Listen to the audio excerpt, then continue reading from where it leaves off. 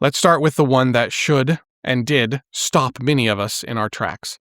Anthropic shut off its two most capable models, Fable 5 and Mythos 5, for every customer on Earth last night. Not throttled, not gated, completely off. And it didn't happen because the company just changed its mind. It happened because the Commerce Department handed down a directive putting both models under export controls and restricting them to the United States only. Sit with what that means, that part right there. Not what happened next, which we'll get to, but that part right there. Sit with that for just a minute. Export controls are supposed to be about things that you can box up and ship. So chips, servers, and blueprints. This was a living service switched off worldwide by government order and just days after launch. That reach, that's the story right there. Anthropic then said that the only way for it to comply on such short notice was to pull the models for everyone while it builds a US-only door somehow, and its other models, though, are still running. But Fable and Mythos went dark for the entire planet on a Friday in the evening. So why? The government's stated reason by way of Axios is a reported jailbreak that they said they found in Fable 5 around the safeguards on cybersecurity, chemistry, and biology, with officials wanting time to harden the national security apparatus. Here's where it gets really interesting. Anthropic's account is a lot smaller than the government's. The company says that the evidence it was shown was verbal and very narrow. A code review case turning up the kind of very minor software flaws that other public models already find. So let's hold those two pictures side by side here. A narrow safety worry usually earns a narrow safety fix. You patch the classifier, you warn the vetted defenders, you test the other labs, and you close the path. But what actually happened was none of that. And this would not be the first time that this administration reached for unprecedented use of a specific tool. Think the supply chain risk designation, for example, specifically to target Anthropic. Two of one company's newest models then got pulled worldwide after this, and access started getting rebuilt, or assumedly started getting rebuilt, around nationality. So the gate moved from a setting inside your model to your passport. And that is a far bigger thing than a bug fix. Now, I want to be careful because this is not a story with any kind of hero in it. Anthropic spent this week also defending gates of its own as well. The June 10th episode of the Century Report covered that original split. Mythos locked to about 150 vetted partners through a program called Project Glasswing. Fable public, but quietly routing the sensitive questions to an older model. And here's the detail that tells you how blunt this order really was. Mythos was never a public product. It went only to those vetted Glasswing partners, including the United States government's cyber defenders. They lost it too. In Anthropic's own words, it had to disable both models for, quote, all our customers. An export order aimed at foreign nationals took down the cybersecurity model that the government's own people in the United States were leaning on. We also covered on the June 11th episode the part that really stung, that Anthropic had been secretly degrading Fable for researchers building rival systems and only walked that back once they caught it. Wired called it sabotage. So what we actually have is two kinds of gatekeeping in the same 7 days. The state reaching for a blunt national border under the guise of finding a jailbreak that really wasn't, the lab reaching for a quiet commercial one. Neither of them is wearing the white hat here, and the export angle reaches far further than you'd guess, right into the company's own hallways. Under U.S. deemed export rules, handing controlled technology to a foreign national standing in your own office can legally count as an export, which means a model's access list can quietly turn into a question about which passport that an engineer working at Anthropic happens to hold. Business Insider talked to security and policy people who were split on this. Some think targeted model controls can make sense in principle, while others pointed out that this version is broad enough to lock foreign-born employees out of the systems that they themselves helped to build. It is a really brittle way to govern something this fluid as generative intelligence is. Safety review, export law, who you employ, where your customers live, all braided into this single switch, and then one verbal claim about one narrow and really inapplicable jailbreak flips it on or off for the whole world. There's one more fact sitting right next to this one as well, and I'd be doing you a disservice to leave it out. Yesterday, Friday, June 12th, also, Section 702 lapsed. This is the legal backbone of warrantless foreign intelligence surveillance after the House blocked an extension 198 to 218. Now, existing court orders do keep that collection running into 2027, so it's not like anything went dark just overnight. But what opened is a fight over who controls that machinery from here.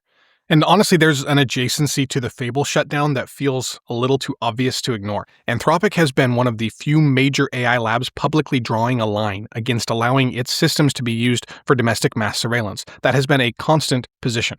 But look at the timing here, because within that same news cycle where that broader surveillance apparatus in general is being threatened due to a controversy centered on a political fight over an interim director of national intelligence, a candidate whose primary experience has mostly been criticizing that very system in ways that benefit the administration pushing for his appointment.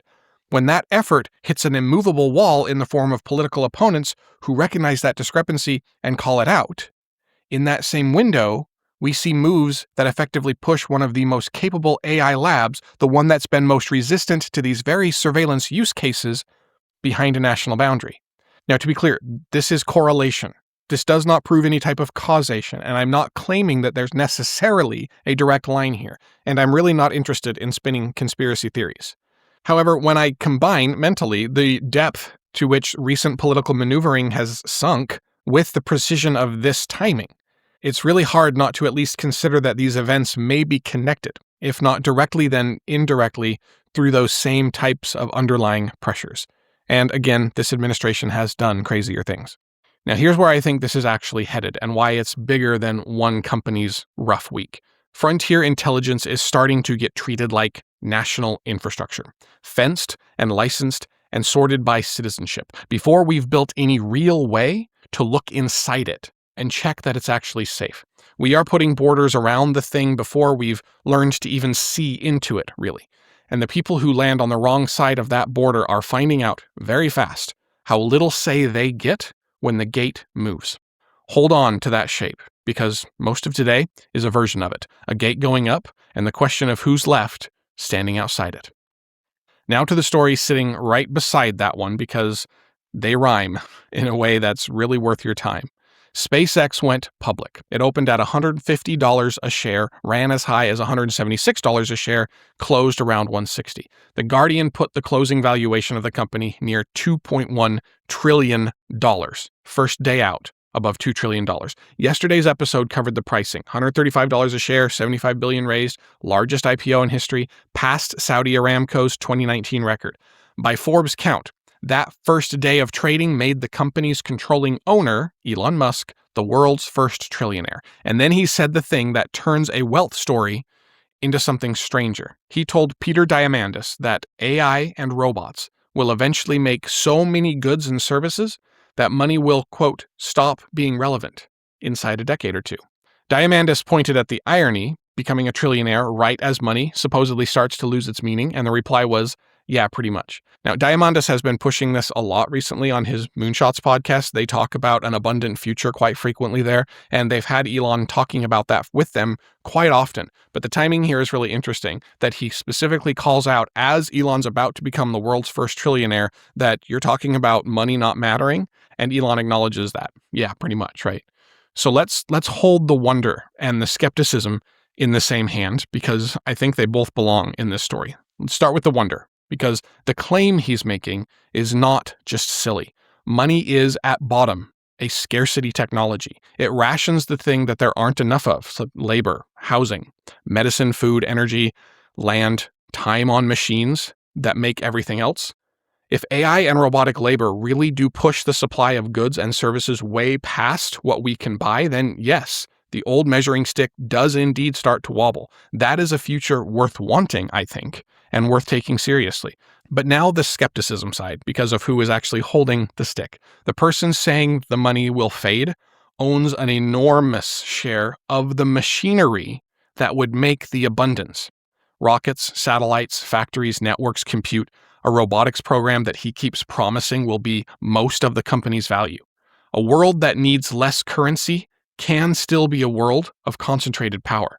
The power simply moves out of the bank account and into the machines. If money stops measuring who's on top, then ownership of the productive base measures it instead. And that is exactly why this sits beside the Anthropic story that we just covered. One is a government drawing a national border around frontier intelligence, and the other is the man at the very top of measurable wealth saying intelligence and robotics will dissolve the way we measure wealth at all. Underneath both is the only question that ends up really counting: distribution. Does the abundance reach people broadly, or does it pool behind a gate first? Fortune actually brought in the voice that names the hinge here, economist Ioana Marinescu. She studies guaranteed income as a practical answer to the AI displacement, and she is especially worried about the young. Most unemployment systems pay out based on your work history. A young person whose job vanishes before they have built that history can fall straight through the net that we already have. And her deeper worry is sequencing. Will the people who gain most from the machines agree to be taxed later to fund the floor that everyone else will need? Because the same forces pulling income out from under people today are the ones promising a tomorrow where income counts for less. That floor has to be built before the old one is pulled away. That is why guaranteed income, universal capital accounts, public claims on what the machines produce keep surfacing in this particular arc. OpenAI has put $250 million towards studying the post-AI economy. Anthropic has put $200 million toward economic futures research. Amadei has floated guaranteed income and universal capital accounts paid for through capital gains or corporate taxes. Sam Altman has said similar things. But look at what has actually been built, not just proposed, and the list is quite short. Ireland's permanent income floor for artists, for example. Everything else is still a paper, a pledge, or an argument. And here is where I will let a little of my own read show. A post-scarcity world only becomes a gift to ordinary people if ordinary people get a real claim on what the machines actually make.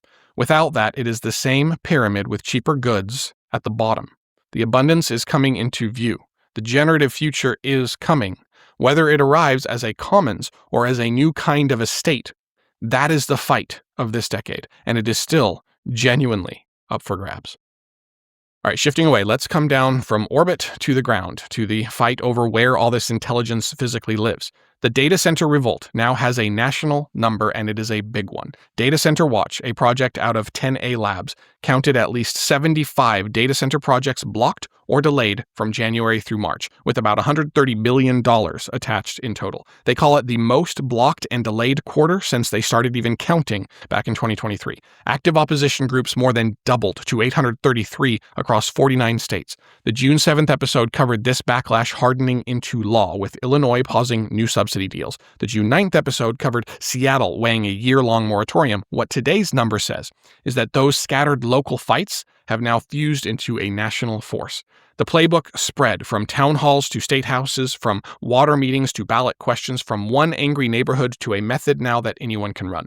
And right on cue, the countermove arrived. Wired reported that lawmakers, investors, and OpenAI have all tied the anti-data center mood to China. OpenAI says it found a cluster of China-origin accounts pushing anti-data center protests and images, while also admitting it saw no real breakout and no sign that those accounts had actually moved the conversation. The research firm Graphica told Wired that it had seen no organized foreign campaign behind any of this, and that the people driving the conversation are purely Americans. So foreign amplification might exist at the edges, but it does not explain the grievance. And the grievance is local and justified in many ways. The water, the power bill, the noise, the secrecy, the public money flowing into private servers. And the water story is actually one that shows why national averages can be misleading. Ars Technica reports that in the big aggregate picture, AI data centers are actually a small slice of total water use. But if you zoom in, a single site can swallow a community entirely. For example, a Meta data center in Newton County, Georgia, uses around 10% of that county's water. In the Potomac Basin, data centers are about 8% of regional water use today and could reach 29% by 2050 if Northern Virginia keeps building at this pace. The companies themselves point to efficiency and replenishment. Amazon says that it has lowered water use per unit of compute and will return billions of gallons a year. And Google says its program will replenish more than 19 billion gallons a year by 2030. Those are company promises, and of course they deserve to be checked where residents actually live. The specific well, the specific bill, the specific aquifer. Now I do want to be really careful because this is the spot where it gets tempting to turn everyone into heroes, but that's not honest. The intelligence and the build-out are not one thing, and treating them as one is the mistake to avoid. Some of this opposition does reject AI outright, blanket statement, full stop. And some of what fuels that gets the technology plain wrong. That can be true at the same time as this. The local harm is real, and a company can be building something genuinely useful while also extracting from the town that has to host it. Both of those can be true and actually are true at once. The best of this resistance is asking a fair question. Why should the people underneath the build-out be treated as scenery? Those people want the watershed numbers, the ratepayer math, the power upgrades, the subsidy ledger, and enforceable promises before the concrete gets poured. And there is a warning sitting next to all of this that I do not want to just skate past. Federal agencies recently stood up that anti-tech violent extremism category that lumped data center opposition and AI displacement anxiety in with genuine violent fringe activity across more than 1,000 pages now feeding surveillance channels. And I've even seen pro-violence rhetoric in the comments of my own videos when I talk about this, which is difficult to be associated with, honestly. But what I'd like to say clearly is this. When powerful players reframe a legitimate concern about a water bill, for example, as foreign manipulation, flag that. Evidence first, attribution second. Because the easiest way to make a real grievance disappear is to call it someone else's plot. And unfortunately, it's a page out of a very old and a very tired playbook wielded mostly by extractionists seeking to retain control. Okay, next. The line that got crossed this week in 3 places at once, so quietly that it was difficult to even notice. For many years, we all remember that AI mostly gave advice, but recently it started getting the keys to take real action, and this week it got several more. Coinbase launched Coinbase for Agents, which lets you connect an AI agent to your account so that it can trade, pay, rebalance, and place orders inside certain limits that you set.